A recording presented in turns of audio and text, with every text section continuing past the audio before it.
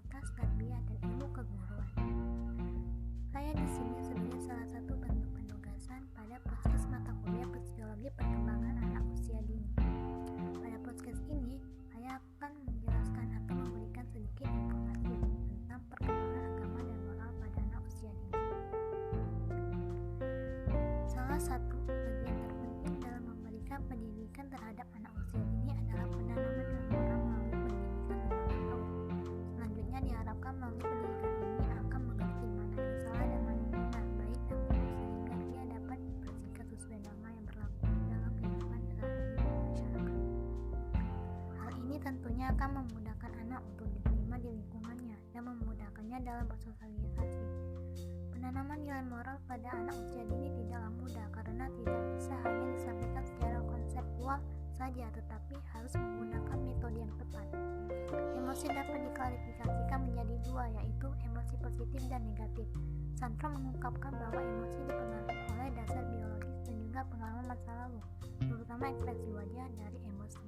Di sini dituliskan bahwa emosi dasar seperti bahagia, terkejut, marah, dan takut memiliki ekspresi wajah yang sama pada budaya yang berbeda. Sosial dapat juga diartikan sebagai proses belajar melatih kepekaan dan mampu bergaul dengan orang-orang yang ada di sekitarnya, misalkan keluarga, teman-teman di rumah maupun di sekolah. Sosial emosional anak usia dini merupakan suatu proses belajar anak bagaimana berinteraksi dengan orang lain sesuai dengan aturan sosial yang ada, dan anak lebih mampu untuk mengendalikan perasaan-perasaan sesuai dengan kemampuan mengidentifikasikan dan mengungkapkan perasaan tersebut. Sosial emosional anak berlangsung secara bertahap dan melalui proses penguatan dan konseling. Selanjutnya kita akan membahas tentang definisi perkembangan anak dan moral anak usia dini. Perkembangan nilai moral dan agama adalah kemampuan anak untuk bersikap dan bertingkah laku. Islam telah mengajarkan nilai positif yang bermanfaat dalam kehidupan masyarakat. Hal ini menyebabkan perlunya pengembangan terkait dengan moral dan agama. Selanjutnya kita akan membahas tentang aspek-aspek perkembangan agama dan moral anak usia dini. Menurut Suyadi tahun 2009 mengungkapkan bahwa nilai agama dan moral adalah ukuran baik buruknya seseorang, baik sebagai pribadi maupun sebagai warga masyarakat keluarga negara. Sedangkan pendidikan moral adalah pendidikan untuk menjadikan anak manusia bermoral manusiawi. Menurut Likona tahun 1992 mengungkapkan bahwa moral adalah suatu tuntutan perilaku baik individu sebagai moralitas yang tercermin dalam pemikiran atau sikap dan perilaku. Selanjutnya kita akan membahas faktor-faktor yang mempengaruhi perkembangan agama dan moral anak usia dini. Perkembangan perilaku pada anak disebabkan oleh faktor lingkungan terdekat atau sekitarnya. Perkembangan tersebut dapat berubah karena situasi lingkungan, kondisi individu, atau kepribadian seseorang dalam konteks sosial atau cara berinteraksi dengan lingkungan sekitar dalam masyarakat. Hal ini membuktikan bahwa perlu adanya peran orang tua atau pendidik dalam membimbing anak yang masih berusia dini, karena hal tersebut dapat mempengaruhi perkembangan yang terjadi pada diri anak di masa lalu yang akan datang. Selanjutnya kita akan membahas tahap perkembangan jiwa beragama pada anak. Dalam masa perkembangan agama sesuai individu terdapat faktor-faktor yang dapat mempengaruhi keagamaan. Faktor itu dapat berasal dari dalam dirinya atau berasal dari faktor luar. Fase perkembangan jiwa agama pada anak. Timbulnya jiwa keagamaan pada anak, yaitu timbulnya jiwa keagamaan pada anak, kemantapan dan kesempurnaan perkembangan potensi manusia yang dibawa sejak lahir, baik jasmani maupun rohani, memerlukan perkembangan melalui pemeliharaan dan latihan jasmani, baru akan berfungsi secara sempurna. Jika dipelihara dan dilatih, akan dapat berfungsi mental lainnya dapat jadi baik dan berfungsi kematangan dan pemeliharaan. Tak bimbingan dapat diserahkan menjadi melatih pengembangan. Semua itu tidak dapat dipenuhi secara sekaligus, melainkan melalui tahapan demi hingga perkembangan pada anak. Agama anak. Ada beberapa teori mengenai perkembangan agama pada anak, antara lain satu asal ketergantungan atau seksualitas. Teori ini dikemukakan oleh Thomas melalui teori Fort List, yang manusia dilahirkan ke dunia ini memiliki 4 keinginan, yaitu keinginan untuk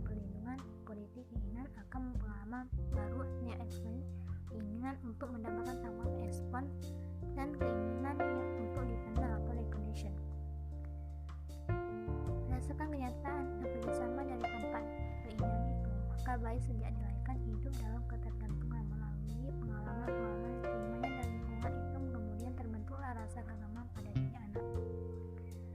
Yang kedua, insting keagamaan. Menurut Wordsworth, bayi yang dilahirkan sudah memiliki beberapa insting, di antara insting keagamaan, misalnya insting sosial pada anak sendiri, potensi bawaannya sebagai makhluk homo sosius, berkomunikasi setelah anak dapat bergaul dan berkemampuan untuk berkomunikasi. Jadi insting sosial itu tergantung dari kematangan fungsi lainnya, demikian pula insting keagamaan. B. Proses timbulnya kepercayaan kepada Tuhan dalam diri anak. Menurut Zakia Darajat, anak mulai mengenal Tuhan melalui proses satu, melalui bahasa, yaitu dari kata-kata orang yang ada dalam lingkungan yang ada di luarnya diterima secara acuh tak acuh. Yang kedua, setelah itu karena melihat orang-orang dewasa menunjukkan rasa kagum terhadap Tuhan, maka mulai timbul dalam diri anak rasa sedikit gelisah dan ragu tentang sesuatu yang gaib, tidak dapat dengan itu atau Tuhan. Hingga rasa gelisah dan ragu itu mendorong anak untuk ikut membaca dan mengulang kata-kata Tuhan yang diucapkan oleh orang tuanya. Yang keempat, dari proses itu dapat disadari anak lambat laun pemikiran tentang Tuhan masuk dalam bagian dari kebenaran anak dan menjadi objek pengalaman agamis. Pada awalnya Tuhan bagi anak-anak merupakan mama yang sesuatu yang asing dan tidak dikenalnya, bahkan diharapkan kebaikannya. Pada awal ini anak tidak mempunyai perhatian pada Tuhan, ini dikarenakan anak belum mempunyai pengalaman dan mempunyai pengalaman yang membawanya kesan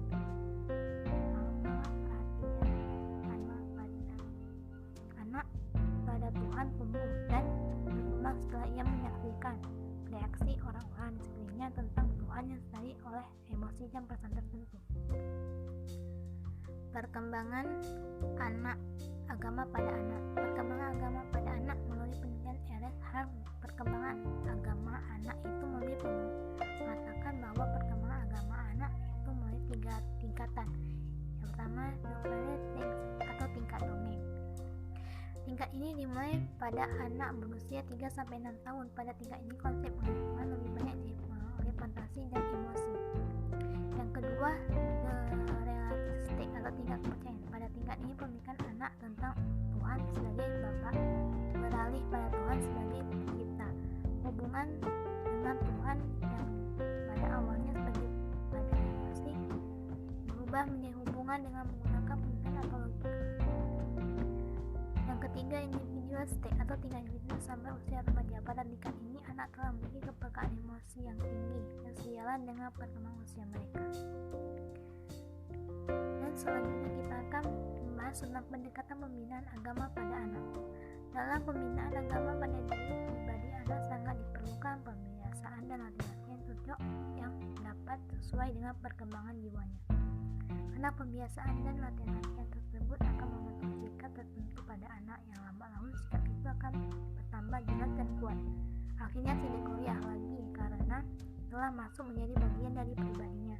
Demikian pula dengan pendidikan agama. Semakin kecil umur anak, hendaknya semakin banyak latihan dan pembiasaan agama yang dilakukan pada anak, dan semakin bertambah umur anak, hendaknya semakin bertambah pula penjelasan dan pengertian tentang agama itu sesuai dengan perkembangan yang dijelaskan. Latihan-latihan yang menyangkut ibadah seperti sembahyang, doa, membaca Quran, sopan santun, dan lain sebagainya. Semua itu dibiasakan sejak kecil, sehingga lama-kelamaan akan tumbuh rasa senang dan terbiasa dengan aktivitas tersebut tanpa ada rasa terbebani sekalipun. Latihan keagamaan yang menyangkut akhlak dan sosial atau hubungan manusia dengan manusia sesuai dengan ajaran agama juga tidak hanya dijelaskan dengan kata-kata. Latihan di sini diberikan melalui perilaku terpuji, baik itu dari orang tua maupun guru, seperti pemberian sedekah pada fakir miskin, berkurban, menolong terhadap sesama, dan sebagainya. Oleh karena itu, guru agama mempunyai kepribadian yang dapat mencerminkan ajaran agama seperti apa yang diajarkan kepada anak didiknya. Percaya kepada Tuhan dan agama pada umumnya tumbuh melalui latihan dan pembiasaan sejak kecil. Dengan kata lain, pembiasaan dapat dalam pendidikan anak sangat penting, terutama pada pembentukan kepribadian akhlak dan agama pada umumnya. Hal itu dikarenakan Pembiasaan tersebut akan memasukkan unsur-unsur positif pada kepribadian anak yang sedang tumbuh. Semakin banyak pengalaman agama yang didapat melalui pembiasaan itu, maka akan banyak pula unsur-unsur agama dalam pribadinya. Dan selanjutnya kita akan membahas tentang sifat dan minat beragama pada anak. Berdasarkan dari sifat dan minat pada anak, sebagaimana dituliskan oleh Jalil dalam Psikologi Agama dapat dibagi sebagai berikut. 1. Refleksif atau tak mendalam. Jadi pengertian kurang mendalam atau kurang kritis, artinya bahwa pemahaman anak-anak terhadap ajaran agama dapat saja mereka terima tanpa kritik. Dan egosentris, anak memiliki kesadaran akan diri sendiri sejak tahun pertama usia perkembangannya, dan anak berkembang berjalan dengan pertambahan pengalamannya. Antromorfis, pada umumnya konsep mengenai ketuhanan pada anak berasal dari hasil pengalamannya kala ia berhubungan dengan orang lain. Dan ucapan praktik atau verbalis dan ritualis. Konsep ajaran Islam menegaskan bahwa pada hakikat penciptaan jin dan manusia adalah untuk menjadi pengabdi yang setia pada penciptanya. Dan selanjutnya kita akan membahas tentang teori perkembangan moral anak usia dini. Perkembangan nilai moral dan agama pada anak dapat dikembangkan melalui metode yang sebagai berikut: metode bercerita, metode bernyanyi, metode bersyair, metode berkarya wisata, metode pembiasaan, metode bermain, metode outbound, metode bermain peran, metode diskusi, dan metode keteladanan. Dan selanjutnya kita akan membahas permasalahan perkembangan agama dan moral pada anak. Penyebab perkembangan agama dan moral anak tidak tercapai terdapat faktor, yaitu 1. Keluarga. Rumah yang di sekolah terutama bagi anak. Hal ini berimplikasi bahwa orang tua merupakan guru pertama bagi anak. Oleh karena itu, refleksi rumah dari lembaga PAUD harus selaras sehingga rumah menjadi sekolah awal sebelum masuk PAUD. Yang kedua, manajemen kelas. Permasalahan yang terjadi pada faktor pertama di atas potensi mengganggu di dalam kelas. Beberapa penelitian menunjukkan bahwa anak yang sering berbuat onar dan biasa memiliki suatu masalah yang berkaitan di dalam keluarga. Dalam hal ini, guru harus menjelaskan secara gamblang perilaku anak pada orang tua yang menyebabkan untuk kemudian diupayakan solusi bersama mengajak orang tua untuk berdiskusi dan hati-hati. Dan kesimpulannya adalah pentingnya nilai moral agama dan moral bagi anak usia dini. Dalam hal ini tentunya orang tua yang paling bertanggung jawab, karena pendidikan yang utama dan pertama adalah pendidikan dalam keluarga. Peran orang tua juga sangat berpengaruh bagi tingkat keimanan anak melalui bimbingan orang tua. Anak dapat dibimbing untuk mengenal siapa itu Tuhan, sifat-sifat Tuhan, bagaimana kewajiban manusia terhadap Tuhan.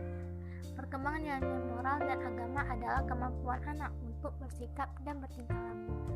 Islam telah mengajarkan nilai positif yang bermanfaat dalam kehidupan masyarakat. Hal ini menyebabkan perlunya pengembangan terhadap pembelajaran terkait nilai moral dan agama. Sampai di sini saja saya akan menjelaskan dan memberikan sedikit informasi. Lebih dan kurang saya mohon maaf. Assalamualaikum warahmatullahi wabarakatuh.